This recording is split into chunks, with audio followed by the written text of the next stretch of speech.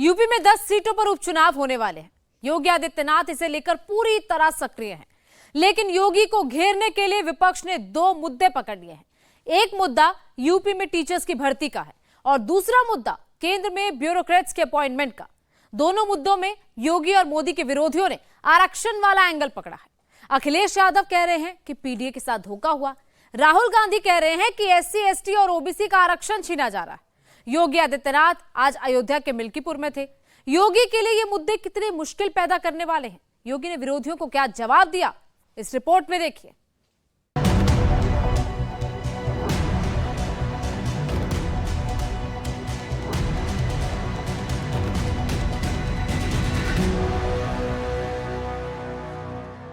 चिंता मत करिए, डबल इंजन की भाजपा सरकार है, युवाओं के साथ कोई अन्याय नहीं कर पाएगा। क्या यूपी में बीजेपी को घेरने के लिए विपक्ष को नया फॉर्मूला मिल गया है? क्या योगी के खिलाफ अखिलेश ने आरक्षण वाला अस्त्र तैयार कर लिया है? राहुल गांधी, अखिलेश यादव, तेजस्वी यादव और मायावती, सारे के सारे विपक्षी नेताओं ने बीजेपी को घेरने के लिए रिजर्वेशन वाला मुद्दा कसकर पकड़ लिया है। आरक्षण से खिलवाड़ सरकार ने की है और सरकार अपना भ्रष्टाचार, अपना गलत काम छिपाने के लिए बच्चों के भविष्य से खिलवाड़ कर रही थी। ये मुख्यमंत्री की जिम्मेदारी है और मुख्यमंत्री जी अगर रास्ता नहीं निकाल सकते 69,000 का तो उन्हें कुर्सी छोड़ देनी चाहिए। यूपी में 69,000 शिक्षकों की भर्ती का मुद्दा और केंद्र में लेटरल एंट्री के जरिए टॉप लेवल के ब्यूरोक्रेट्स का अपॉइंटमेंट, दोनों ही मामलों में अपोजिशन के नेताओं को आरक्षण वाला एंगल मिल गया है। अखिलेश ने इसमें पीडीए वाला पॉइंट पकड़ लिया। राहुल गांधी इसे आईएएस का प्राइवेटाइजेशन और ओबीसी के साथ नाइंसाफी बता रहे हैं और योगी आदित्यनाथ 2017 से पहले की याद दिला रहे हैं।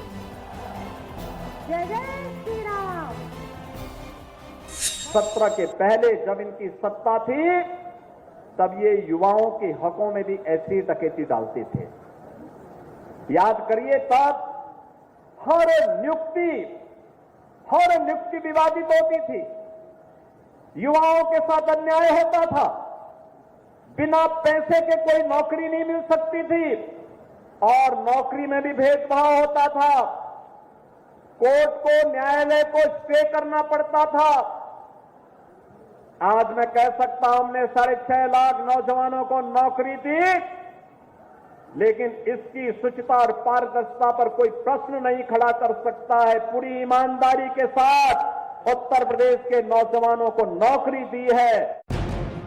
नौजवान, नौकरी, करप्शन और इलेक्शन का बड़ा तगड़ा सियासी कनेक्शन होता है। शिक्षकों की भर्ती और केंद्र में लेटरल एंट्री का इशू विपक्ष इसलिए जोर शोर से उछाल रहा है क्योंकि उधर 2 राज्यों में चुनाव का ऐलान हो गया है और बहुत ही जल्द यूपी में विधानसभा की 10 सीटों के लिए उपचुनाव भी होने वाले हैं। इन 10 सीटों में से एक अयोध्या की मिल्कीपुर सीट भी है, जहां योगी आदित्यनाथ पहुंचे हैं। 10 लाख एमएसएमई यूनिट लगेंगी और 10 लाख एमएसएमई यूनिट लगने के साथ ही 50 लाख नौजवानों को सीधे सीधे नौकरी और रोजगार की गारंटी इसके माध्यम से होगी। यह योजना भी प्रदेश के अंदर हम तेजी के साथ आगे बढ़ाने जा रहे हैं। चिंता मत करिए, डबल इंजन की भाजपा सरकार है, युवाओं के साथ कोई अन्याय नहीं कर पाएगा। अगर किसी ने युवाओं के जीवन के साथ खिलवाड़ किया तो उस व्यक्ति का हम पूरी प्रॉपर्टी को जब्त करके गरीबों के लिए आवास बनाने का काम करेंगे। यूपी में इस वक्त सबसे बड़ा मुद्दा शिक्षक भर्ती का है। इलाहाबाद हाईकोर्ट ने 69,000 शिक्षकों की भर्ती की मेरिट लिस्ट रद्द कर दी। हाईकोर्ट ने पिछड़ा वर्ग आयोग के इस तर्क को मान लिया कि 69,000 शिक्षकों की भर्ती के लिए मेरिट लिस्ट बनाने में आरक्षण के नियमों का पालन नहीं किया गया, इसलिए नई मेरिट लिस्ट बनाने का आदेश दिया है और शिक्षक भर्ती परीक्षा का रिजल्ट नए सिरे से जारी करने का आदेश दिया है। इसका असर ये होगा कि 4 साल से नौकरी कर रहे तमाम टीचर्स की नौकरी पर संकट आ गया है। कोर्ट का ये फैसला योगी सरकार के लिए परेशानी लेकर आया है, इसलिए योगी ने इस मामले में अपने मंत्री और अफसरों की बैठक बुलाई। योगी का मैसेज क्लियर है, युवाओं की नौकरी और रोजगार को लेकर कोई कुछ भी कहे, लेकिन उनकी सरकार की प्रायोरिटी में नौजवान हमेशा से थे और आज भी हैं। अभी 23, 24, 25 और फिर 30 और 31 अगस्त को पुलिस भर्ती की प्रक्रिया हमारी आगे बढ़ रही है, जिसमें 60,000 से अधिक नौजवानों को हम भर्ती करने वाले हैं। ये 60,000 जो भर्ती होने वाली है, इतनी बड़ी भर्ती उत्तर प्रदेश के इतिहास में कभी नहीं हुई। और इस भर्ती के साथ एक और चीज जुड़ रही है कि 20% सीटें इसमें ऐसी होंगी जिसमें केवल बेटियां भर्ती होंगी, और उनकी भर्ती के लिए हम लोगों ने एक व्यवस्था बनाई है। मैंने कल भी कहा था, ये बेटियां इसलिए भर्ती कर रहे हैं जो सड़क और चौराहे पर, किसी अन्य जगहों पर महिलाओं के साथ छेड़छाड़ करने वाले, बेटियों के साथ छेड़छाड़ करने वाले सौदों को भी ठिकाना लगाने का काम ये बेटियां कर सकें। इसके लिए हम उन्हें पुलिस की भर्ती में प्राथमिकता के साथ आगे बढ़ाने का काम कर रहे हैं। योगी आजकल यूपी के अलग अलग जिलों में रोजगार मेला लगा रहे हैं, युवाओं को अपॉइंटमेंट लेटर्स बांट रहे हैं, स्टूडेंट को टैबलेट भी दे रहे हैं। शिक्षक भर्ती में हुई किरकिरी को कम करने के लिए यूपी में 60,000 पुलिस वालों की भर्ती की परीक्षा कराने जा रहे हैं। लेकिन अखिलेश यादव इन सब के बीच अपने काम की बात पकड़ लेते हैं। सवाल कुछ भी हो, निशाने पर योगी सरकार होती है। अब सरकार की ट्रांसपेरेंसी की जरूरत है। सरकार को उनकी क्रेडिबिलिटी की बात भी है। जब कोर्ट ने स्वीकार कर लिया, कोर्ट के निर्देश पर यह सूची बननी है अब नई, या जिनकी नौकरी जाएगी वो सरकार की जिम्मेदारी है। सरकार की जिम्मेदारी है नौकरी देना, आरक्षण से जो खिलवाड़ की है उसका जवाब देना, जो अभ्यर्थी हैं उनको नौकरी मिलना, और जिनकी जा भी नहीं उसके लिए भी जिम्मेदार सरकार है। सरकार को रास्ता निकालना चाहिए। आखिर सरकार ने घपला किया कैसे, और जो दोषी हैं उनके खिलाफ कार्रवाई हो। 69,000 टीचर्स की भर्ती की मेरिट लिस्ट क्यों रद्द हुई, ये समझना जरूरी है। साल 2018 में यूपी की योगी सरकार ने सहायक शिक्षकों की भर्ती के लिए नोटिफिकेशन निकाला, लेकिन आरोप ये लगे कि 69,000 भर्ती में आरक्षण के नियमों की अनदेखी की गई।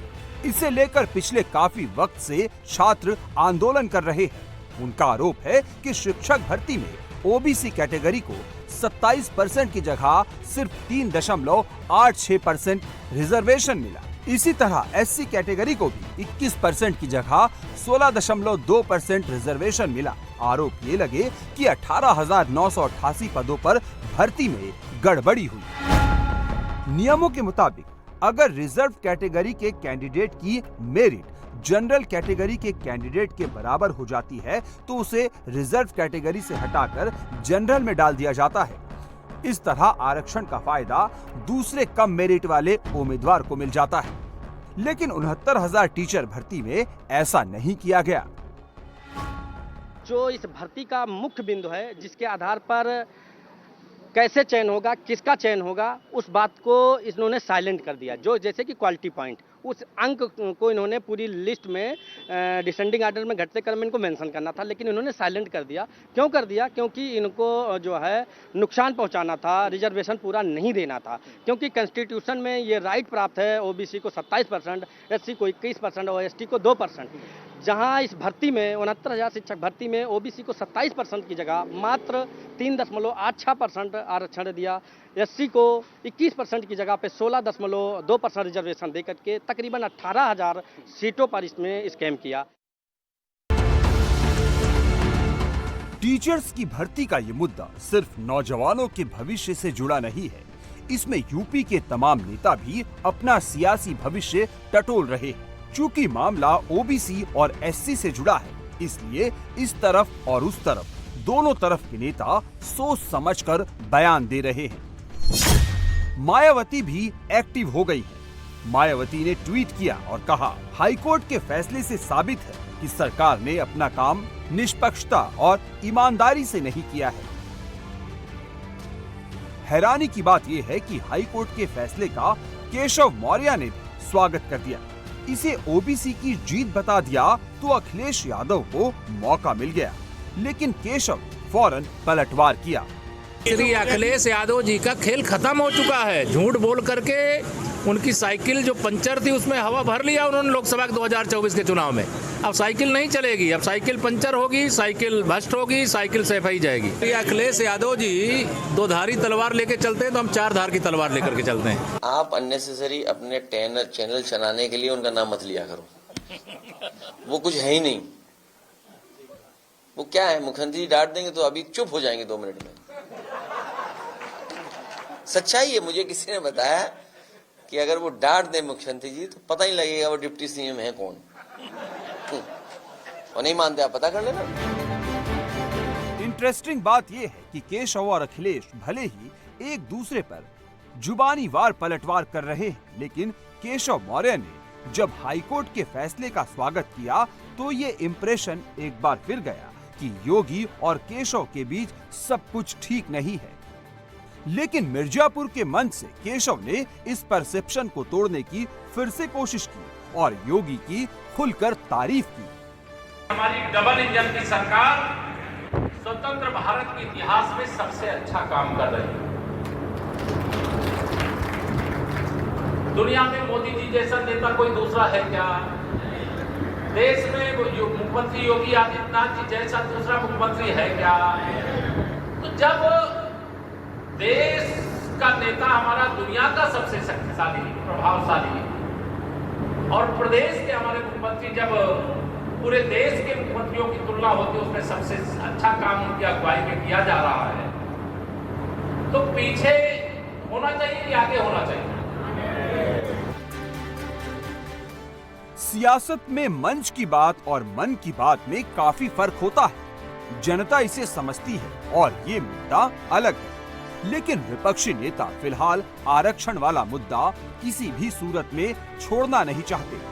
अखिलेश यादव ने इस डोर के एक सिरे को पकड़ा हुआ है और दूसरा सिरा राहुल गांधी ने थाम रखा है। राहुल गांधी केंद्र में ब्यूरोक्रेट्स की लेटरल एंट्री का इशू उठा रहे हैं और उसमें SC/ST और OBC के रिजर्वेशन के साथ नाइंसाफी की बात कर रहे हैं। राहुल के इस लंबे चौड़े ट्वीट 3 लाइनें इंपॉर्टेंट है। नरेंद्र मोदी संघ लोक सेवा आयोग की जगह राष्ट्रीय स्वयं सेवक संघ के जरिए लोक सेवकों की भर्ती कर संविधान पर हमला कर रहे हैं। लेटरल एंट्री के जरिए भर्ती कर खुलेआम SC/ST और OBC वर्ग का आरक्षण छीना जा रहा है।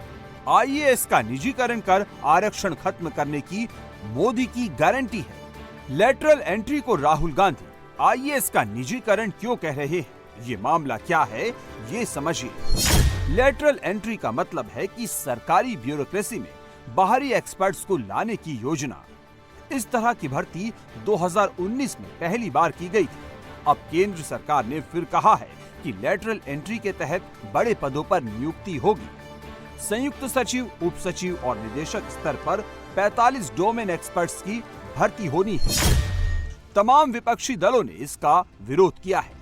मायावती ने कहा, केंद्र में संयुक्त सचिव, निदेशक और उप सचिव के 45 उच्च पदों पर सीधी भर्ती का निर्णय सही नहीं है, क्योंकि सीधी भर्ती के माध्यम से नीचे के पदों पर काम कर रहे कर्मचारियों को पदोन्नति के लाभ से वंचित रहना पड़ेगा। कॉरपोरेट में काम कर रहे बीजेपी की निजी सेना को सीधे भारत सरकार के महत्वपूर्ण मंत्रालयों में उच्च पदों पर बैठाने का ये नागपुरिया मॉडल है। लालू यादव की पार्टी के सांसद मनोज झा ने कहा कि इसे लेटरल एंट्री मत कहिए, ये प्रिविलेज लोगों को ब्यूरोक्रेट बनाने का नया तरीका है। आरक्षण खत्म करने की जब लोग बात करते हैं, चाहे राहुल जी कह रहे हो, तेजस्वी जी कह रहे हो, कल लालू जी का ये था मैसेज था, तो वो मकसद क्या था? आप आरक्षण यूं कह के खत्म नहीं कर रहे हो, आप यूं कर रहे हो कि न रहेगा बांस न बजेगी बांसुरी। और ब्यूरोक्रेसी में भी इसका क्या रिएक्शन है ना, आप लोग जरा ऑफ कैमरा बात करके देखिए। इन लोगों ने एक तरह से तय कर लिया है कि वो जो 1000 साल पहले की रवायत थी, कुछ ही लोग आगे बढ़ेंगे, कुछ ही लोग पढ़ेंगे, कुछ ही लोग सब कुछ हासिल करेंगे, बाकी हाशिए पे रहेंगे। ये उसी पॉलिटिक्स, उसी माइंडसेट का, जिसको आप लेटरल एंट्री कह रहे हैं, ये एंट्री ऑफ द प्रिविलेज्ड है।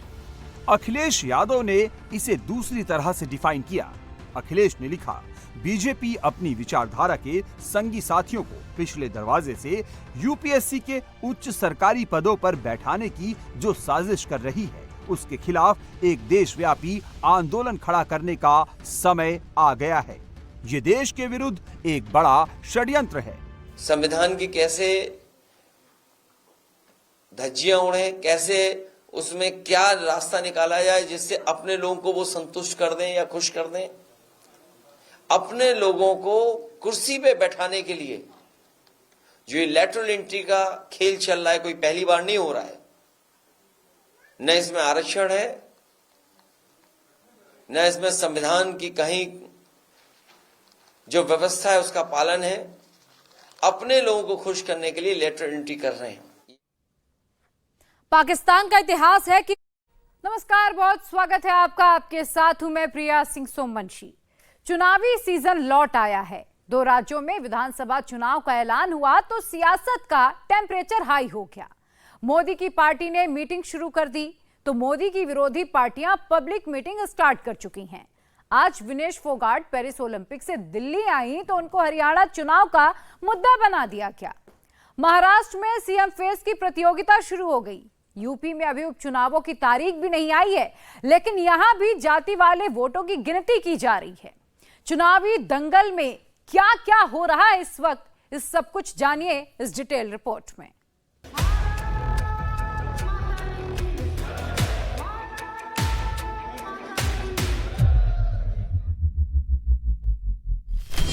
नरेंद्र मोदी की पार्टी ने देश भर से नेता बुलाए, क्या फैसला हुआ? 2 राज्यों में चुनाव अनाउंस हो चुके हैं। 2 राज्यों में चुनाव की घोषणा होने वाली है। बीजेपी ने विधानसभा चुनावों की क्या स्ट्रेटजी बनाई?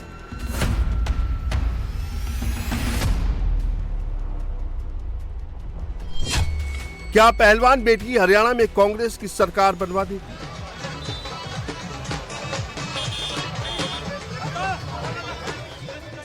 पूरे देशवासियों का बहुत बहुत धन्यवाद। मैं बहुत भाग्यशाली हूँ। क्या विनेश फोगाट कांग्रेस को हरियाणा के सारे जाट वोट दिला देंगे?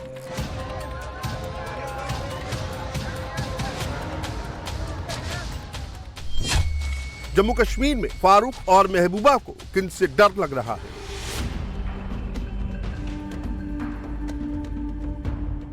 क्या कश्मीर घाटी की छोटी पार्टियां फारूक और महबूबा मुफ्ती का खेल बिगाड़ने वाली हैं?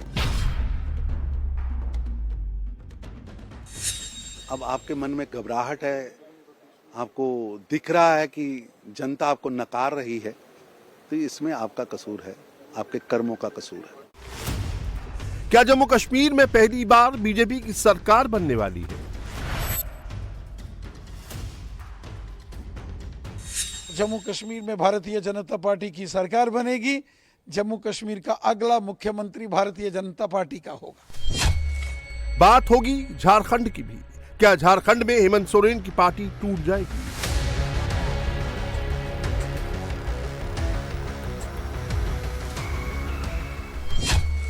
क्या चंपाई सोरेन हेमंत सोरेन को छोड़कर बीजेपी में चले जाएंगे?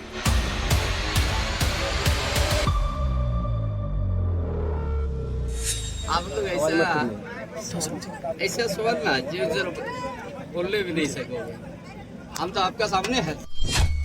महाराष्ट्र में उद्धव ठाकरे को किस बात की हड़बड़ी हो रही है?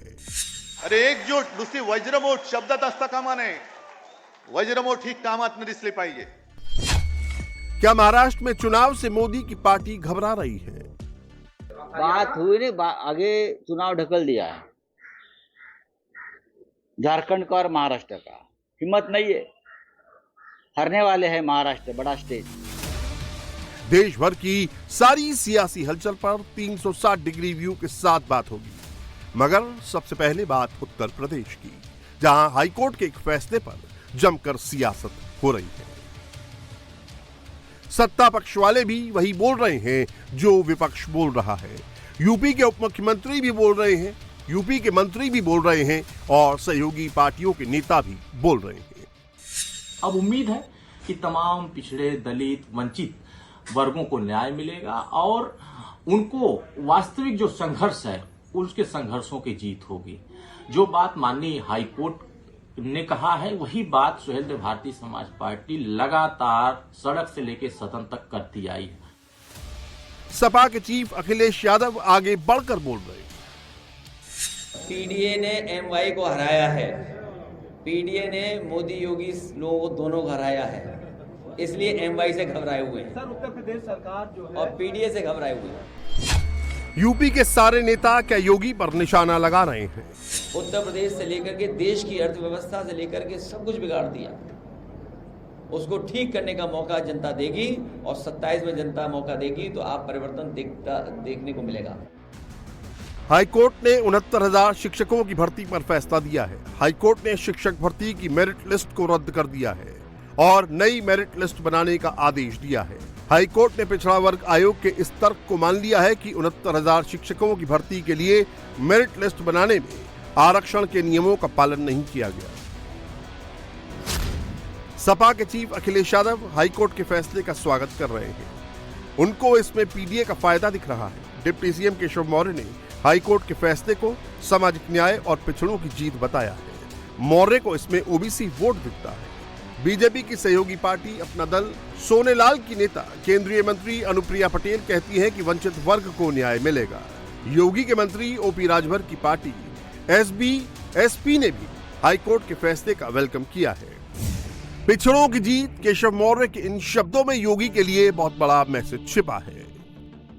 ओबीसी वोट बैंक में हर नेता को अपना हिस्सा चाहिए। लोकसभा चुनाव के तुरंत बाद से अनुप्रिया पटेल ने इस पर चिट्ठियां भेजनी शुरू कर दी थी। हाईकोर्ट के फैसले से उनको भी मौका मिला है। ओपी राजभर को भी अपने लिए चांस दिख रहा है। अब अपने वार कर रहे हैं तो विरोधी क्यों पीछे रहे? अखिलेश यादव ने भी बड़ा दांव खेला है। मुझे उम्मीद है जो बच्चों की मांग है उनके साथ नाइंसाफी नहीं होगी, उनको हक मिलेगा।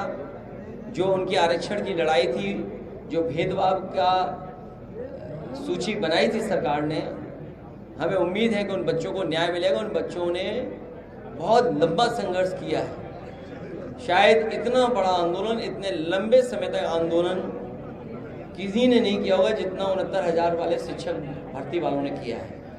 उन्हें कहाँ नहीं परेशान होना पड़ा। त्योहार रहे होंगे तो वो लखनऊ में धरने पे बैठे थे। कई त्योहारों पे उन्हें अपमानित करने का काम किया गया। मुख्यमंत्री आवास गए अपनी बात को कहने के लिए, उन्हें अपमानित होना पड़ा। मंत्रियों के यहाँ गए, वहाँ अपमानित होना पड़ा। हम लोगों से जितने भी पॉलिटिकल लीडर्स हैं सबसे अलग अलग समय पे अलग अलग ग्रुप मिला है। आज उन्हें न्याय मिला है। हमें उम्मीद है कि सरकार उनका न्याय देगी, उनके साथ नाइंसाफी नहीं करेगी और सरकार ये भी आगे ध्यान रखेगी कि इस तरह का भेदभाव किसी के साथ नहीं हो। हाईकोर्ट के फैसले के बाद योगी सरकार के पास दो रास्ते हैं। एक, हाईकोर्ट के फैसले के खिलाफ सरकार सुप्रीम कोर्ट में अपील करे और दो, पुरानी मेरिट लिस्ट की जगह नई मेरिट लिस्ट जारी करे। इन दोनों के अपने खतरे हैं। योगी सरकार अगर सुप्रीम कोर्ट गई तो उस पर पिछड़ा और दलित विरोधी होने का ठप्पा लग जाएगा। केशव मौर्य जैसे नेताओं को फिर मौका मिल जाएगा। और अगर योगी सरकार ने पुरानी मेरिट लिस्ट को रद्द कर दिया तो कई हजार शिक्षकों की नौकरी जा सकती है। फैसला मुख्यमंत्री योगी आदित्यनाथ को करना है। योगी ने शिक्षक भर्ती में हुई किरकिरी खत्म करने के लिए पुलिस भर्ती का रास्ता चुना है। अगले हफ्ते से यूपी में 60,000 पुलिस वालों की भर्ती की परीक्षा शुरू हो जाएगी। मुख्यमंत्री ने आज ऐलान किया कि नई पुलिस भर्तियों में 20% लड़कियों की भर्ती होगी और वर्दी पहनकर लड़कियां सड़क पर छेड़खानी करने वाले शोहदों का इलाज करेंगी। उत्तर प्रदेश पुलिस में 60,000 से अधिक नौजवानों को सीधे सीधे भर्ती करने के लिए परीक्षा होने जा रही है।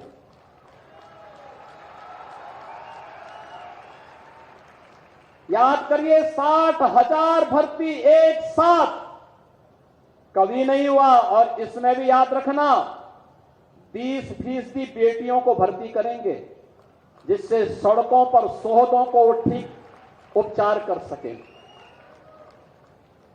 और दूसरा, पारदर्शी तरीके से बिना भेदभाव के भर्ती होगी। उत्तर प्रदेश के हर जनपद का नौजवान उसमें भर्ती होगा। योगी आदित्यनाथ सरकार की अपनी यूएसपी है। पॉलिटिक्स में परसेप्शन मायने रखता है। योगी के बारे में यूपी की जनता का मोटा मोटा परसेप्शन यही है, योगी ईमानदार हैं। योगी की सरकार में नौकरियां ईमानदारी से मिलती हैं। यहां नौकरियों के लिए कोई घूस नहीं लगती, लेन देन का कारोबार नहीं होता। कि युवाओं के भविष्य के साथ किसी को भी खिलवाड़ करने की छूट नहीं दी जाएगी। वह समय गया जब नौकरी निकलती थी और चाचा और भतीजा वसूली के लिए निकल पड़ते थे, उनका गैंग वसूली के लिए निकल पड़ता था। बहन और भाइयों, आज कोई आपके भविष्य के साथ खिलवाड़ नहीं करेगा। अगर कोई करने का दुस्साहस करेगा तो आप मान करके चलिए कि उसकी पूरी संपत्ति को जब्त करवा करके उसको गरीबों में वितरण करने का काम करवा देंगे। 69,000 शिक्षकों की भर्ती में आरक्षण वाले फैसले पर राहुल गांधी की एंट्री देर से हुई। राहुल ने अपने एक पुराने पोस्ट को हाईलाइट करके लिखा, बीजेपी आरक्षण से खिलवाड़ कर रही है और इसके लिए साजिशें करती है।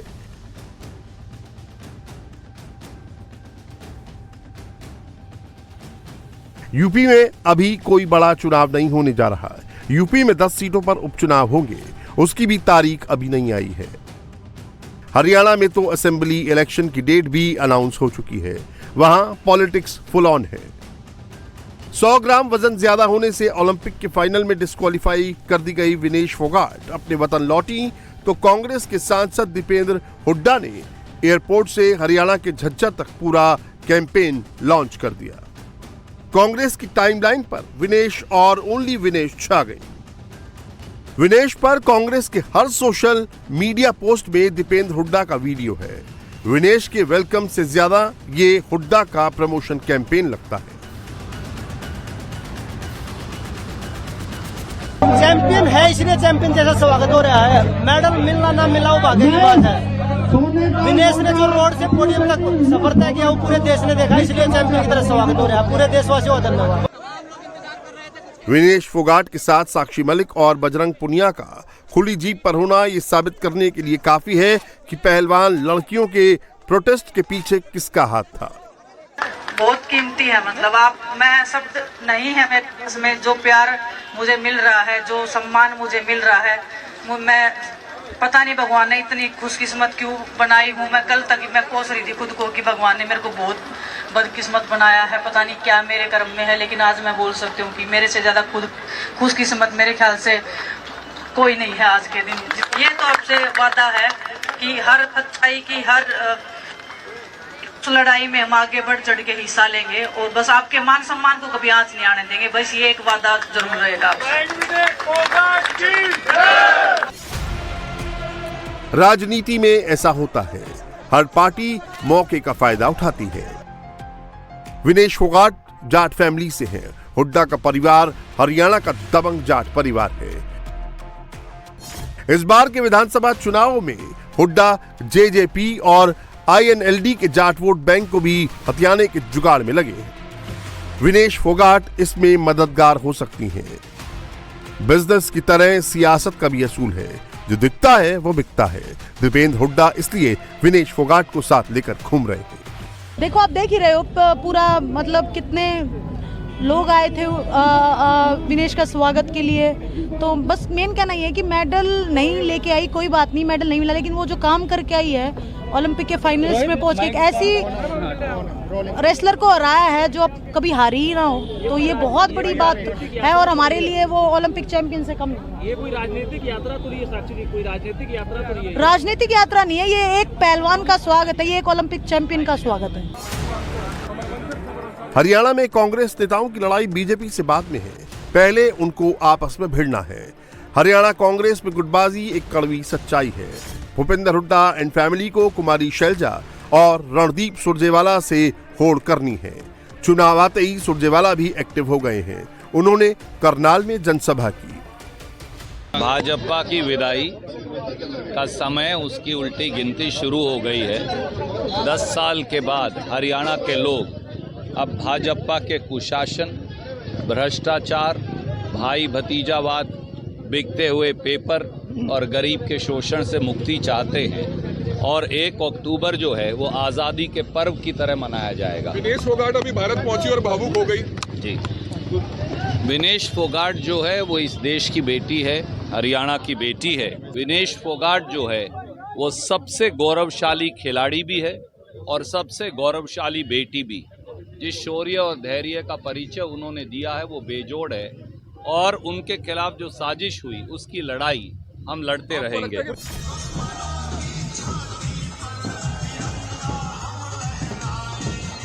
ऐसा भी नहीं है कि बीजेपी ने हरियाणा में हथियार डाल दिए हैं। विनेश पहली ऐसी भारतीय बनी जो कुश्ती में फाइनल तक पहुंची, ये भी हमारे लिए बड़ा गर्व का विषय है। दिल्ली में बीजेपी की मीटिंग हुई तो हरियाणा भी डिस्कस हुआ। कांग्रेस के पास हरियाणा में अगर जाट और दलित वोट बैंक है तो बीजेपी के पास भी पिछड़ा, बनिया, ब्राह्मण और राजपूत बिरादरी के वोट हैं। हरियाणा में मोटे तौर पर जातियों का बंटवारा कुछ इस तरह हो रहा है। कांग्रेस 22% जाट और 21% दलित वोट को अपना मानकर चल रही है। इसके साथ 3.5 मुस्लिम वोट जोड़ दें तो ये 46.5% वोट होता है। बीजेपी 30%, पिछड़ा 8%, ब्राह्मण 7%, पंजाबी 5%, बनिया और 3.5% राजपूत वोट के भरोसे है। इन्हें मिला दें तो 53.5% वोट होता है। कागज पर बनाया गया ऐसा हिसाब किसी भी चुनाव में हूबहू कारगर नहीं होता।